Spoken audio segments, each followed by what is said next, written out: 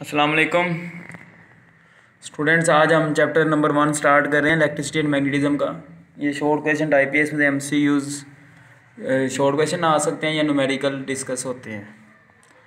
ठीक है, जितना मैं बता रहा हूँ आपने वही करना है। बुक से जो टॉपिक्स करनी होंगी मैं आपको बता दूंगा। सबसे पहले तो आपको चार्ज का पता होना चाहिए। पहला जो चैप्टर है उसका नाम ही चार्ज है। चार्ज बेसिकली प्रॉपर्टी होती है किसी बॉडी की जिसकी वजह से किसी दूसरी बॉडी को अट्रैक्ट या रिपेल करती है। अगर एक पॉजिटिव चार्ज बॉडी है तो दूसरी पॉजिटिव चार्ज बॉडी को रिपेल करती है, नेगेटिव चार्ज हो तो उसे वो अट्रैक्ट करती है। ठीक है, और किसी बॉडी पे चार्ज क्या प्रोड्यूस होता है जब वो इलेक्ट्रॉन लॉस या गेन करती है। अगर कोई बॉडी इलेक्ट्रॉन लॉस करे तो उस पर पॉजिटिव चार्ज आता है, गेन करे तो उस पर नेगेटिव चार्ज आता है। तो आपको पहले चार्ज का पता होना चाहिए, चार्ज से क्या मुराद है। ठीक है, चार्ज किसी बॉडी की वो प्रॉपर्टी है जो किसी दूसरी को अट्रैक्ट या रिपेल भी कर सकती है। फिर सिर्फ चार्ज बॉडी ही कर सकती है, कोई और बॉडी नहीं कर सकती। अब चार्ज की दो प्रॉपर्टीज़ मैं यहाँ पर डिस्कस कर रहा हूँ जो शॉर्ट क्वेश्चन में आती हैं। पहली ये कि quantization of charge. Quantization of charge से क्या मुराद है कि चार्ज किसी बॉडी पे जो होता है ना वो स्पेसिफिक होता है। क्वांटाइज से मुराद ये है स्पेसिफिक। किसी बॉडी पे चार्ज होता है ना हमेशा इंटीग्रल मल्टीपल होगा, यानी 1 2 3 4 5 6 या -1 -2 -3 -4 इस तरह सो ऑन। इसका मल्टीपल होता है किसी बॉडी पे चार्ज हमेशा चार्ज ऑफ इलेक्ट्रॉन का, यानी Q = NE। यहाँ पे E क्या है, इलेक्ट्रॉन का चार्ज 1.6 × 10⁻⁻19 कूलम, और N यहाँ पे क्या है, इंटीजर जो +-1 +-2 +-3 कुछ भी हो सकता है। यानी किसी बॉडी पे चार्ज की कम से कम वैल्यू जो है ना वो इलेक्ट्रॉन के इक्वल होगी, इलेक्ट्रॉन के चार्ज के इक्वल होगी। अगर इससे ज़्यादा होगी तो इसका डबल होगी। वो ये नहीं हो सकता डेढ़ हो, क्योंकि कोई बॉडी इलेक्ट्रॉन एक पूरा लॉस करेगी या 2 करेगी, डेढ़ थोड़ी करेगी। तो आपको पता होना चाहिए कोई भी चार्ज जो इसका इंटीग्रल मल्टीपल नहीं ना होगा या जो इस पे मुकम्मल तौर पे डिवाइड नहीं ना होगा वो किसी बॉडी पे नहीं आ सकता। ठीक है, तो आपको पता होना चाहिए चार्ज जो होती बॉडी हमेशा क्वांटाइज्ड होता है, यानी इंटीग्रल मल्टीपल होता है। तो अगर शॉर्ट क्वेश्चन में पूछें क्वांटाइजेशन ऑफ चार्ज से क्या मुराद है तो आपने ये बात डिस्कस करनी है। दूसरी प्रॉपर्टी चार्ज की जो यहाँ पे डिस्कस कर रहे हैं हम वो है कंजर्वेशन ऑफ चार्ज। कि चार्ज हमेशा कंजर्व रहता है, कि चार्ज ना क्रिएट होता है ना डिस्ट्रॉय होता है, ये ट्रांसफॉर्म होता है from one body to another. कि अगर आप दो बॉडीज़ को रब करके एक बॉडी पे पॉजिटिव चार्ज प्रोड्यूस कर देते हो ना तो पक्की बात है उस दूसरी बॉडी पे नेगेटिव चार्ज आएगा। यानी अगर एक पे +2 चार्ज आए तो दूसरी बॉडी पे -2 चार्ज आएगा, दोनों कैंसिल आउट हो जाएंगे तो नेट चार्ज 0। कि नेट चार्ज कांस्टेंट रहता है पूरी यूनिवर्स का। ऐसा नहीं हो सकता आप किसी बॉडी पे पॉजिटिव चार्ज प्रोड्यूस करो और उसके ऑपोजिट एंड पे किसी दूसरी बॉडी पे नेगेटिव चार्ज ना आए। तो चार्ज हमेशा कंजर्व रहता है तमाम केमिकल फिजिकल प्रोसेस जो भी हों। ठीक है, इसकी एग्जांपल्स मैं यहाँ पे डिस्कस कर रहा हूँ। जिस तरह रेडियो एक्टिव डिके में यूरेनियम डिके कर रहा है थोरियम और अल्फा पार्टिकल में। तो यूरेनियम में 92+E चार्ज है, यानी 92 प्रोटॉन्स है यूरेनियम के न्यूक्लियस में।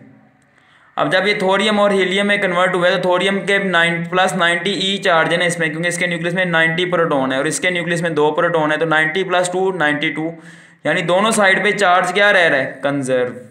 ऐसा नहीं हो सकता कि दोनों तरफ चार्ज कंजर्व ना रहे। ठीक है, इस तरह एनहिलेशन ऑफ मैटर के जब इलेक्ट्रॉन और पॉजिट्रॉन आके एक दूसरे के साथ टकराते हैं, जो आपने FSC में पढ़ा था, तो एक दूसरे को डिस्ट्रॉय कर देते हैं और 2 गैमा रेज में कन्वर्ट हो जाते हैं वो फोटोन्स में। तो इधर भी देखें नेट चार्ज दोनों तरफ क्या है, 0, इधर भी 0 इधर भी 0। तीसरी एग्जाम्पल आप एयर प्रोडक्शन की भी दे सकते हैं, आपकी बुक में लिखी हुई है।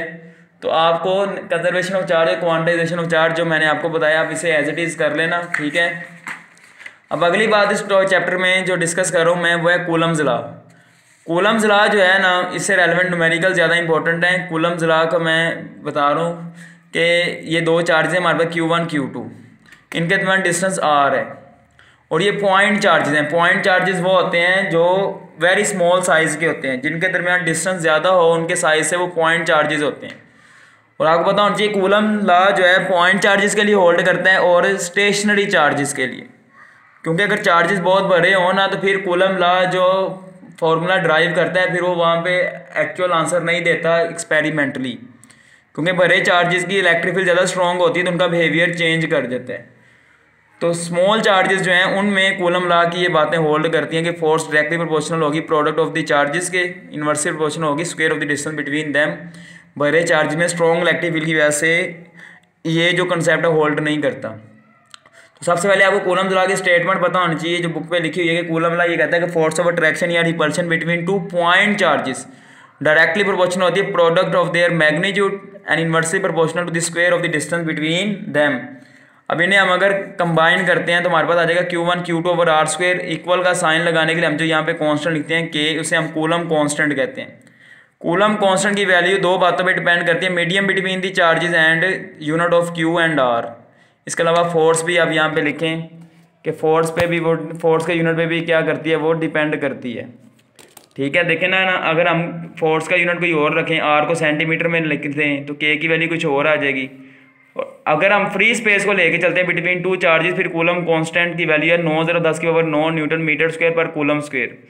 इसका फॉर्मूला 1/4 एप्सिलॉन नॉट है। एप्सिलॉन नॉट क्या है, परमिटिविटी ऑफ फ्री स्पेस।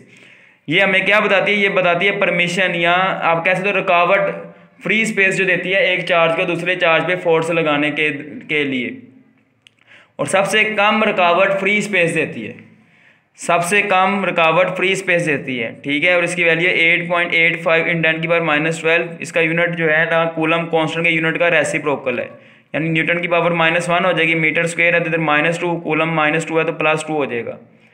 ठीक है, तो सबसे कम रुकावट जब कूलम कांस्टेंट फ्री स्पेस की है तो लिहाजा एप्सिलॉन नॉट की वैल्यू फ्री स्पेस के लिए सबसे कम होगी, तो कूलम कांस्टेंट की वैल्यू सबसे ज़्यादा होगी। इसलिए दो चार्ज के दरमियान अगर फ्री स्पेस हो तो फोर्स सबसे ज़्यादा पाई जाती है। तो फॉर फ्री स्पेस जो कंप्लीट फार्मूला बनेगा कूलम फोर्स का, वो K की जगह अगर हम ये पुट कर दें तो 1/4 epsilon not Q1 Q2 over R square, ये क्या बन जाएगा हमारे पास फार्मूला जो हम फ्री स्पेस के लिए इस्तेमाल करते हैं। अब कूलम लॉ के वाले से आपको पता होना चाहिए कूलम फोर्स म्यूचुअल फोर्स है। म्यूचुअल का मतलब क्या, दो तरफा फोर्स के चार्ज Q1 Q2 है तो आपको पता होना चाहिए Q2 अगर Q1 पे फोर्स लगा रहे हैं F12, जो यूनिट वेक्टर, इसका जो यूनिट वेक्टर है फोर्स का R12 उसके पैरेलल होगी, तो Q1 भी Q2 पे फोर्स लगाएगा, उसे हम F21 से डिनोट करें। जिस चार्ज फोर्स अमल करती है उसका नंबर पहले लिखते हैं, और इस फोर्स का यूनिट वेक्टर इसके पैरेलल होगा।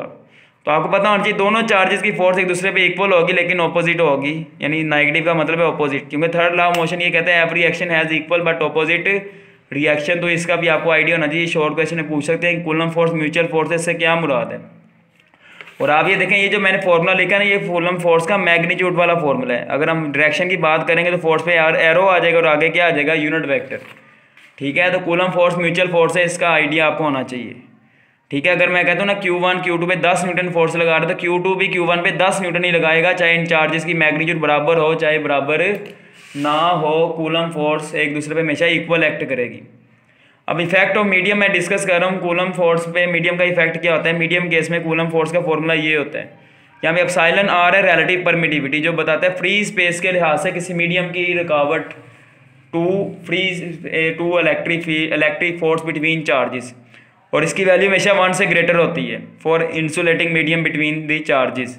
लिहाजा जब एप्सिलॉन R की वैल्यू 1 से भरी है तो आप देखें इस फॉर्मूले को मैं सोल्व करके 1/εr साइड पे कर दूं, बाकी पूरा फॉर्मूला मैं एज इट इज़ ब्रैकेट में लिख दूं अगर, तो ये force in case of vacuum है। तो पता है चला कि force in case of medium, force in case of vacuum को रिलेटिव परमिटिविटी पे डिवाइड करके हासिल होती है, और रिलेटिव परमिटिविटी 1 से भरी है, लिहाजा मीडियम केस में फोर्स कम आती है जो force in case of vacuum है। और रिलेटिव परमिटिविटी आपको पता होना चाहिए, इसका यूनिट नहीं होता, ये यूनिट लेस क्वांटिटी है।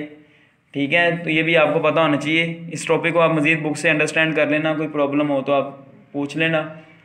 तो आज का लेक्चर यहाँ पे मैं कंप्लीट करता हूँ। ठीक है, और आखिरी बात मैं ये बता दूँ कि अगर नंबर ऑफ़ चार्जेस एक से ज़्यादा हों तो एक चार्ज पे जो फोर्स अमल करती है तमाम चार्जेस की फोर्स को ऐड करके हासिल होती है, जिसे हम समेशन की फॉर्म में यूँ लिख सकते हैं KQI आई की वैल्यू 1 से n तक है। आई यहाँ पे क्या, नंबर ऑफ़ चार्ज, कि पहले चार्ज की फोर्स के लिए हम आई की वैल्यू 1 पुट करेंगे। अगर 10 चार्जेस हैं तो n की जगह हम 10 लिख देंगे, तो 1 से लेके 10 तक हम वैल्यूज पुट करते जाएंगे, तमाम चार्ज की फोर्स आती जाएगी, जिसे हम ऐड भी करते जाएंगे। समेशन का मतलब है ऐड करते जाएंगे तो टोटल फोर्स आ जाएगी।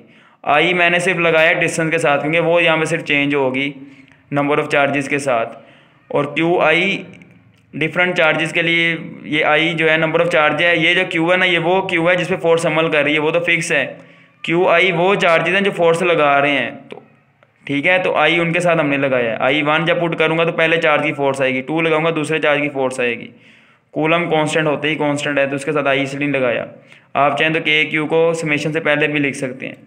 ठीक है, तो in case of n number of charges हम टोटल फोर्स इस तरह निकालते हैं। तो आज का लेक्चर यहाँ पे कंप्लीट होता है। अल्लाह हाफिज़।